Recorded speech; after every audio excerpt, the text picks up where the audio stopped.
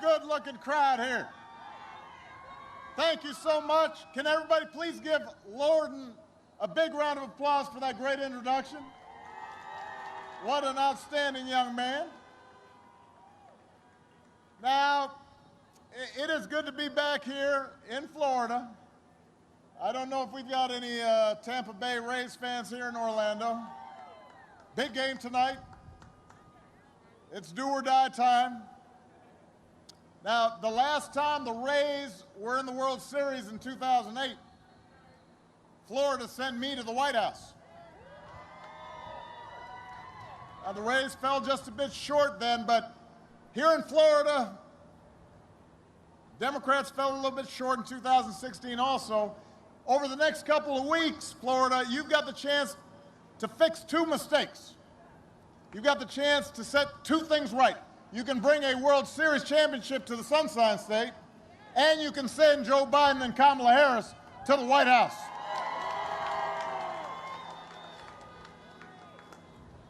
We got 1 week, Orlando.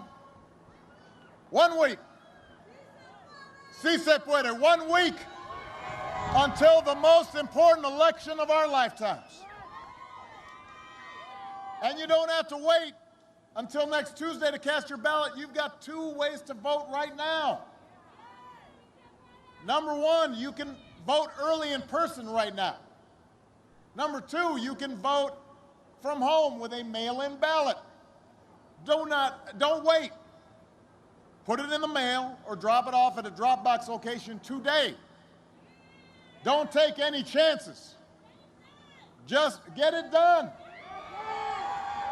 Just go to iwillvote.com to find out where you can early vote in person or drop off your ballot. If you've already voted, how many of you have already voted? If you've already voted, then your job is to go help your friends and family make a plan to vote. Because this election requires every single one of us.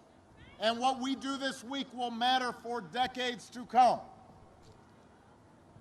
Now, I've sat in the Oval Office with both of the men who are running for president. And just in case you couldn't tell, they're very different people. I didn't think that Donald Trump would embrace my vision or my policies, but I did hope for the country's sake that he might show some interest in taking the job seriously. But he didn't. He hasn't shown any interest in doing the work or helping anybody but himself and his friends or treating the presidency as anything more than a reality show that can give him the attention that he craves, and he does crave attention. This week, with everything that's happening, you know what he brought up? He was fussing about the crowd size at the inauguration again, saying his was bigger. Who is thinking about that right now? Nobody except him. But the rest of us have had to live with the consequences. More than 225,000 people in this country are dead. More than 100,000 small businesses have closed. 500,000 jobs are gone in Florida alone. Think about that. And what's his closing argument? That people are too focused on COVID. He said this at one of his rallies.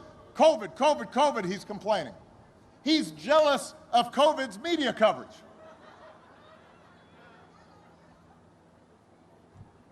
If he had been focused on COVID from the beginning, cases wouldn't be reaching new record highs across the country this week. If we were focused on COVID now, the White House wouldn't be having its second outbreak in a month. The White House. Let me say this. I lived in the White House for a while. You know, it's a controlled environment. You can take some preventive measures in the White House to avoid getting sick, except this guy can't seem to do it. He's turned the White House into a hot zone. Some of the places he holds rallies have seen new spikes right after he leaves town. And over the weekend, his chief of staff said, and I'm quoting here, I'm not making this up. His chief of staff on a news program says, we're not going to control the pandemic. He just said this. Yes, he did. And yes, we noticed you're not going to control the pandemic. Listen, winter is coming. They're waving the white flag of surrender. Florida, we can't afford 4 more years of this. That's why we've got to send Joe Biden to the White House. Because we cannot afford this kind of incompetence and disinterest. 12 years ago, when I chose vice president, I didn't know Joe all that well. We served in the Senate together. I noticed, by the way, one of my great friends, Bill Nelson, say, I haven't seen Bill in a while, so that's why. Plus, he's wearing a mask, but one of the great senators from Florida. And Joe and I served together with him. And, you know, I had a lot of friends in the Senate, but Joe and I wasn't the closest person.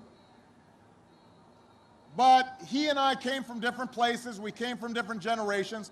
But I quickly came to admire Joe as a man who learned early to treat everybody he meets with dignity and respect. And Bill will testify to this. Joe's somebody who lives by the words his parents taught him. No one's better than you, Joe, but you're better than nobody. He believes everybody counts. He believes everybody's important. And that empathy, that decency, that belief in other people, that's who Joe is. And that's who he'll be. I can tell you, the presidency doesn't change who you are. It reveals who you are. And Joe, time and time again, has shown himself to be a man of principle and character, and he's going to be a great president.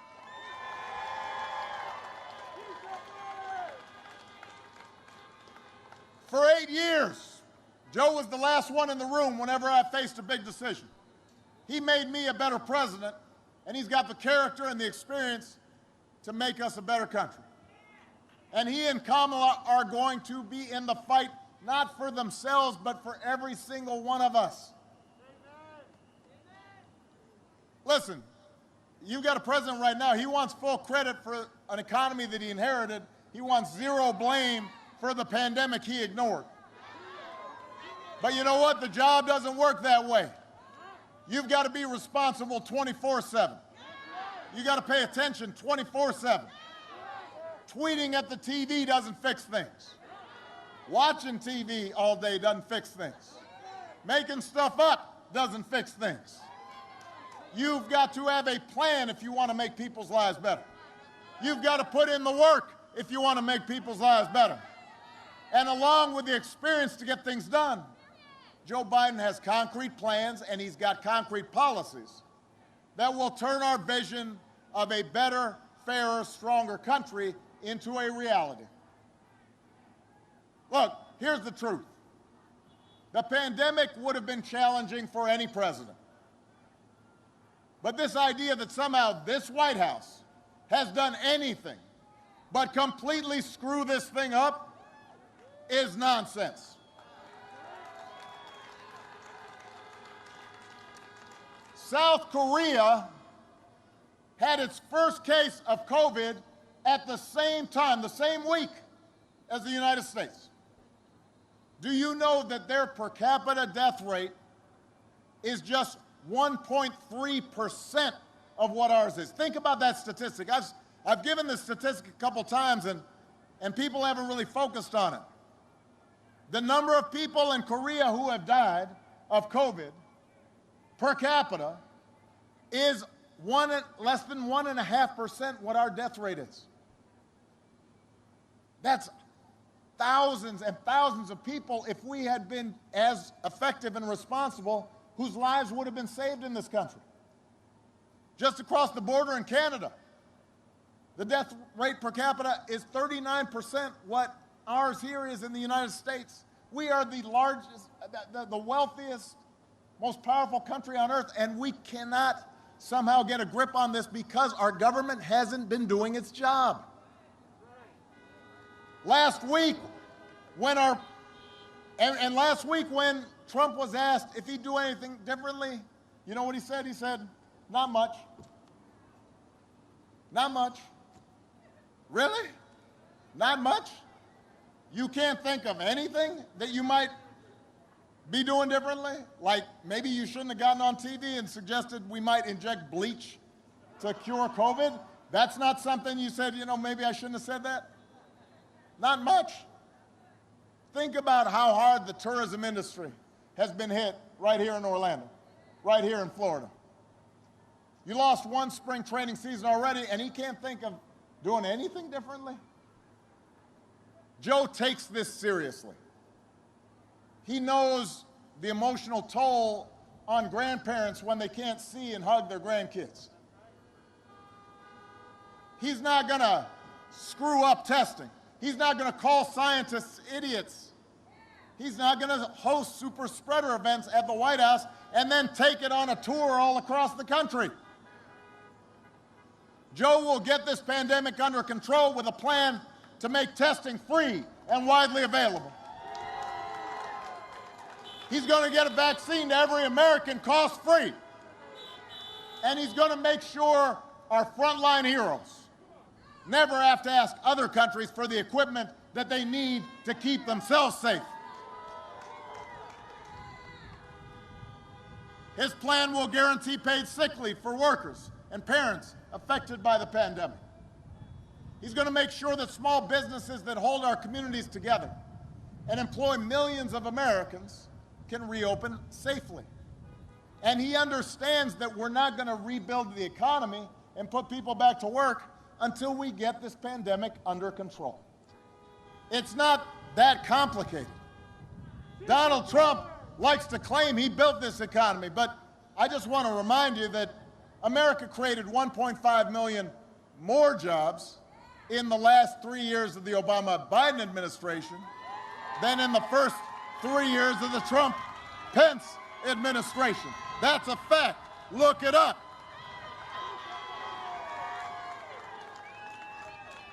And that was before Trump could blame the pandemic. He, in fact, inherited the longest streak of job growth in American history. But just like everything else he inherited, he screwed it up. And the economic damage that he inflicted by botching the pandemic response means he will be the first president since Herbert Hoover to actually lose jobs. First president since Herbert Hoover back in the 30s. That's a long time, people. That's almost 100 years ago. He loves to talk about black unemployment. Look how low black unemployment. Well, you know what? Unemployment was really high when I came in, and we brought that unemployment low, and it kept on going low. And he wants to take credit for it. Says he's the best president for black folks since Abe Lincoln. Man, now his advisors are out there saying, including his son-in-law says, black folks have to want to be successful.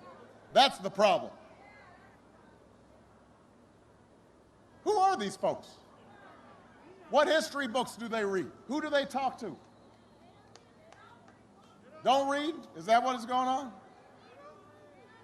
Black unemployment hit almost 17% during the Great Recession 10 years ago. And through a lot of hard work, Joe Biden and I helped get it down. And it kept on going down. Not because Trump did anything.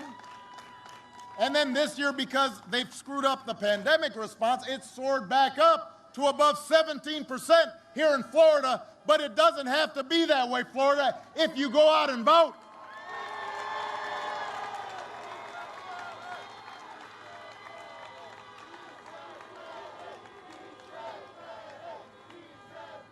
Sí se puede. Yes, we can. Listen, the only people truly better off than they were 4 years ago are the billionaires that got Trump's tax cuts. In the meantime, he has not been able to manage extending relief to millions of families who can't pay the rent right now, can't put food on the table right now, got no plan to reopen schools that need reopening, or protecting teachers in the process. You know, I don't understand how it is that he cannot organize Republicans in Congress to do the right thing. And it's not like it's his money that we're asking to pay, because he doesn't pay taxes. Barely pays income taxes. We know he's got a secret Chinese bank account, so he may be paying taxes to the Chinese, but he's not paying taxes here. First year in the White House, only paid $750 in taxes, in federal income taxes. $750. Can you imagine that? I mean, teachers pay more than that. You know, social workers pay more than that in taxes. Huh?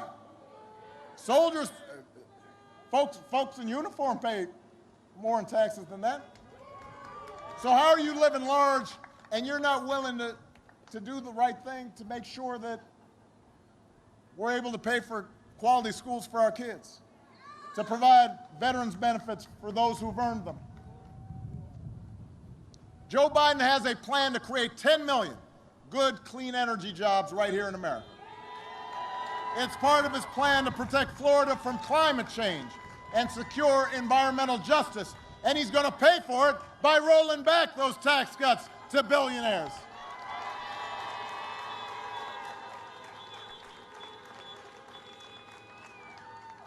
And the thing is, Joe doesn't just want to get back to where we were.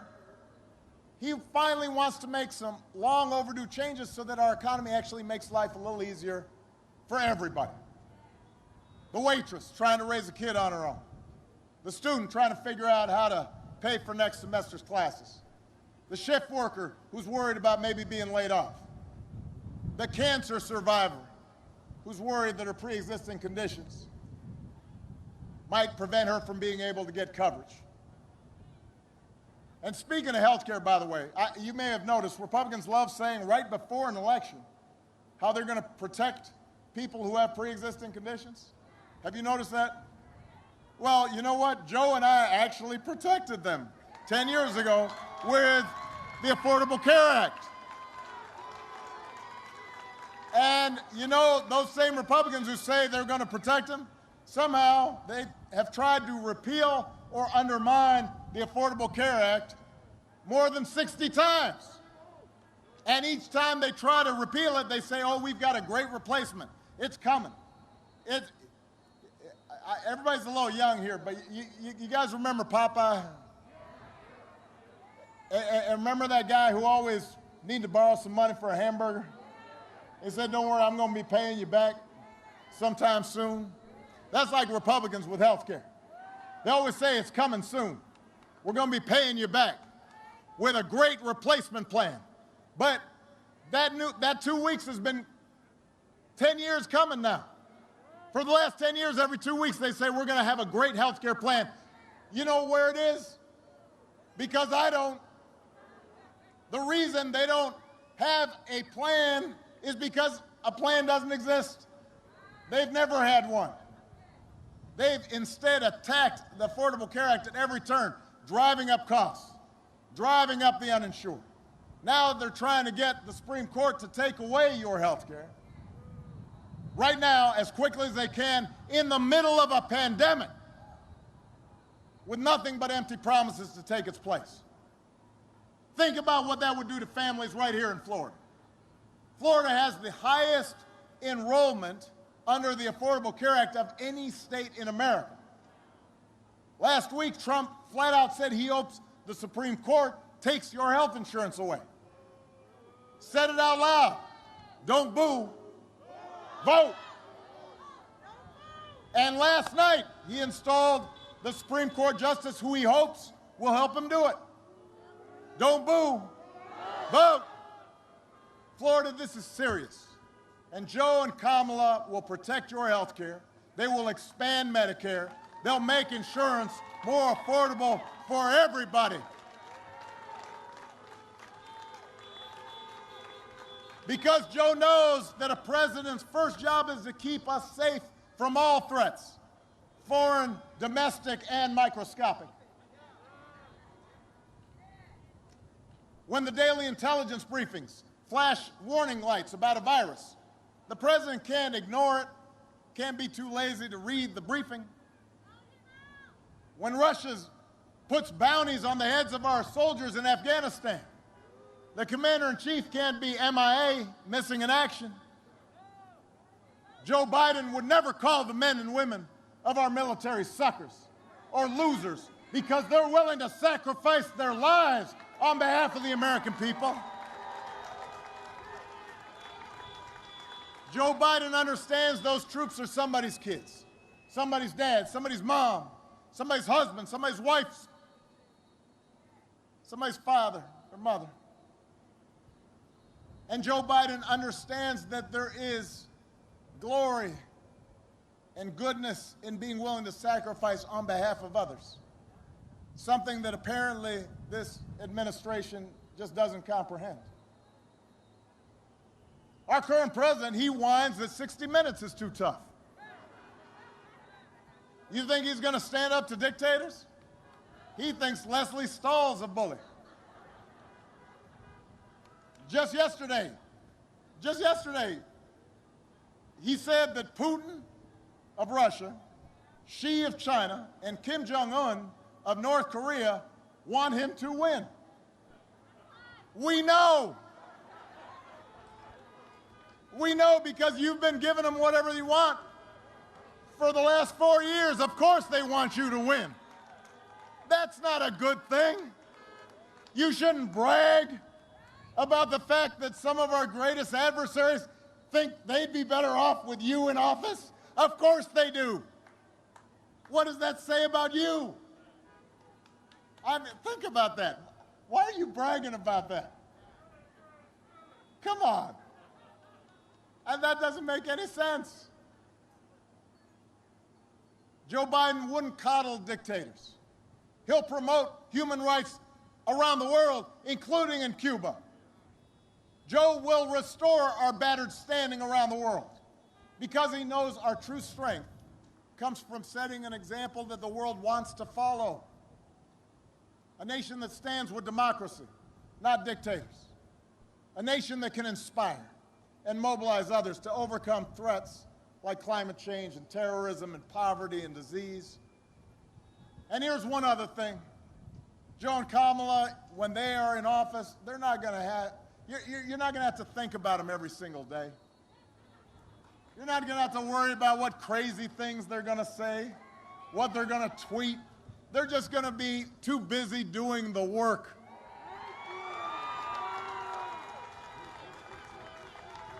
It just won't be so exhausting. You'll be able to go about your lives knowing that the president's not going to retweet conspiracy theories about secret cabals running the world or suggest, listen, our president of the United States retweeted a post that claimed that the Navy SEALs didn't actually kill bin Laden. Think about that. And we act like, well, okay. It's not okay. We're not going to have a president, when Joe Biden's in office, that goes out of his way to insult people just because they don't support him. He'll be a president for all people, including people who didn't vote for him, because he knows that's the job of being president.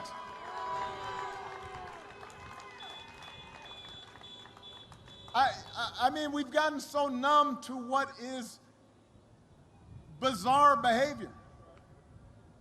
We have a president right now who lies multiple times a day. And this is not my claim. Even Fox News sometimes says, well, what he says isn't really true. He didn't mean it. It's not normal behavior. We wouldn't tolerate it from a coworker. We wouldn't tolerate it from a football coach. We wouldn't tolerate it from a high school principal. We might have to put up with it if it was a family member, but we talk about him afterwards. Even Florida man wouldn't be doing some of this stuff. Why would we accept it from President of the United States? And you know what? I mean, sometimes it's almost too easy to make fun of it, but it's serious. There are consequences to his actions. If he was just on Jerry Springer or something, you'd say, well, but this is the most powerful office on earth. And when people see the president doing things like that, it emboldens other people to be mean and cruel and divisive and racist. And it frays the fabric of our lives. It affects the way our children see things. When we tell our children to tell the truth, and then we have the person in the highest office in the land who doesn't seem capable of doing so, that undermines our society. It affects the way our families get along. It affects the way the world looks at America. And it distracts from the truly destructive actions that his cronies are doing all across the government as we speak, actions that affect your lives. You've got the Environmental Protection Agency that's supposed to protect our air and our water. It's run by an energy lobbyist that gives polluters free rein to dump unlimited poison into our air and our water. It's not right. It ain't right. The Labor Department, that's supposed to protect workers. It's run by a corporate lobbyist who's declared war on workers. It's trying to gut protections to keep essential folks safe during a pandemic, making it easier for big corporations to steal their wages. The Interior Department, that's supposed to protect our public lands, our wilderness, the Everglades, it's run by an oil lobbyist who's just fine with selling them to the highest bidder. You've got an education department run by a billionaire who has gutted rules designed to protect students from getting ripped off by for-profit colleges, and that is stiff-arming students looking for loan relief in the middle of an economic collapse. You've got the person who runs Medicaid trying not to get more people onto Medicaid so they've got better health care, but to kick more people off of Medicaid. Come on. It ain't right. So what are you going to do about it? You got to vote. You've got to vote. When Joe and Kamala are in charge, they're not going to surround themselves with hacks and lobbyists. They're going to surround themselves with qualified public servants who actually are serious about doing their job, who are looking out for you, for your job, your family, your health, your communities, your planet. And that, more than anything, is what separates them from their opponents. They actually care about you. They actually care about every American. And they're going to be fighting on your behalf every single day. They're not going to get everything right every time.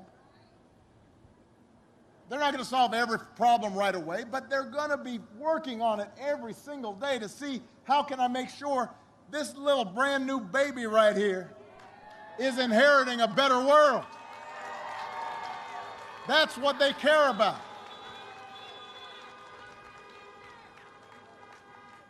I will say that I miss kissing babies during the pandemic. I can't do it, but look at that little bundle right there. Brand new. It's got the new baby smell. Congratulations. But Joe and Kamala, they care deeply about people and they care about our democracy. They believe that in a democracy, the right to vote is sacred. We shouldn't be making people wait in line for hours. We should be making it easier for everybody to vote, not harder.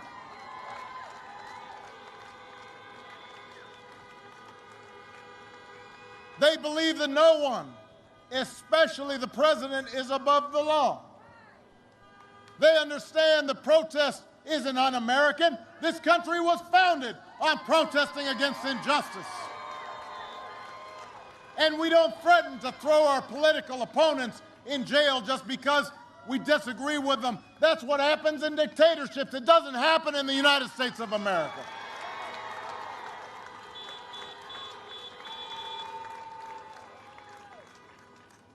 Joe and Kamala understand that our ability to work together to solve big problems like the pandemic depends on more than just photo ops. It depends on applying facts and logic and science and not making things up, not flooding the internet with misinformation. These should not be Republican or Democratic values. They're what we grew up learning from our parents and our grandparents. They're not white or black or Hispanic or Asian or Native American values. They're supposed to be American values. And we have to reclaim them right now. And how are we going to do that? By voting. We've got to turn out like never before, Orlando. We have to leave no doubt. We can't be complacent. We were complacent last time. Folks got a little lazy. Folks took things for granted. And look what happened. Not this time. Not in this election. I understand there's some Americans who get frustrated by government. They feel like, oh, it doesn't make enough a difference. My vote won't make a difference. Listen, the government's not perfect. It's not going to solve every problem. But a good government can make things better. Things were better when I left office than when I started. They weren't perfect, but they were better. A president shouldn't make things worse. A president by himself can't solve every challenge facing our economy, but if we elect a president who cares, and we elect a House and a Senate and a State House and a State Senate that are focused on working people and getting you the help you need, it can make a difference. A president by himself can't eliminate all racial bias in our criminal justice system, but if we elect district attorneys and state's attorneys and sheriffs and police chiefs focused on equality and justice, it can make things better. And that's what voting's about. Not making things perfect, but making them better. It's about putting us on track so that a generation from now we can look back and say, hey, things started getting better. It's about using the power we have and pulling it together to make sure that we have a government that's more concerned, more responsive, more focused on you. And you know what? When I hear people say, well, I don't know, I voted last time, and things didn't change as much as I thought. Listen, we've never come close to seeing what it would be like if everybody voted. In 2008, that was the highest voting rate in modern presidential history. You know what? We only got to 61%. That means 39% of the folks didn't vote who were eligible to vote. What would happen if suddenly we started getting 70% voting rates? What would happen if we got 60, 70% of the people voting instead of 55% of people voting? The country would be transformed. Imagine January 20th, and we swear in a president and a vice president who have a plan to deal with this pandemic effectively, who believe in science, who have a plan to protect this planet for our children, who care about working Americans, who have a plan to help you start getting ahead, who believe in racial equality, who are willing to do the work to bring us closer to the ideal that no matter what you look like, where you come from, who you love, how much money you got, you can make it here in America. You'll be treated with respect and dignity and justice here in America.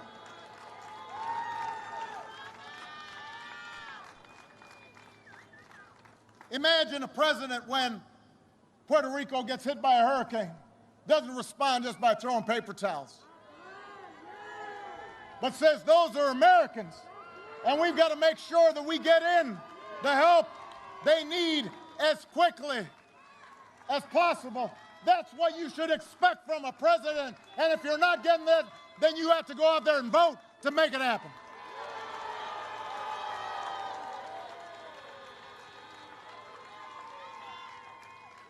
All of that is possible. All of that is within our reach. For all the times these past 4 years when we've seen our worst impulses revealed, The good news is we've also seen our best impulses revealed. We've seen folks of every age and background pack city centers and town squares so that families wouldn't be separated. I've got a friend, Jose Andres, great restaurateur, took it upon himself, went down to Puerto Rico after the hurricane, organized thousands of meals just on his own because he was seeing that the response wasn't quick enough. Just did it on his own. That is America. We saw people out on the streets saying we're not going to have our classrooms shut up anymore. We've seen people activated to make sure our kids don't grow up on an uninhabitable planet. We've seen healthcare workers, so many of them all across the country, risk their lives every single day just to save somebody else's loved ones.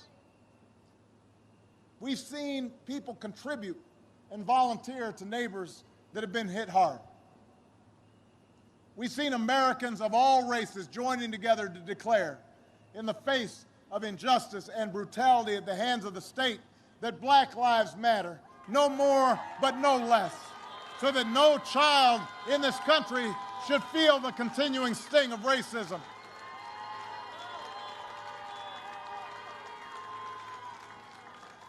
That's true in Orlando, it's true in Florida, it's true all across this country. America is a good and decent place, but we've just seen so much noise and nonsense and distortion, and sometimes it's hard for us to remember. But Orlando, I'm asking you to remember what this country can be, what it should be, what it must be. I'm asking you to believe in Joe's ability to lead this country out of these dark times, to help us build it back better. Don't abandon those who are hurting right now. We can't abandon the kids who aren't getting the education they need right now. We can't abandon all those young people who are out on the streets who inspired us. We got to channel their activism into action. We can't just dream for a better future. We got to fight for a better future. We've got to out-hustle the other side. We've got to vote like never before and leave no doubt. So make a plan. Vote as early as you can. Grab your friends and your family. Get them to vote all the way up and down the ticket. And if we pour all our efforts into this final week, if we vote like never before, then we will elect Joe Biden, President of the United States. We'll elect Kamala Harris, Vice President of the United States. We will establish once again what this country stands for, what our values are, who we are as a people. Let's get to work, Florida. Let's bring it home. I love you, Orlando. I love you, Florida. Honk if you're fired up. Honk if you're ready to go. Are you fired up? Are you ready to go? I'm fired up. Let's go do this thing. Let's bring it home. Thank you.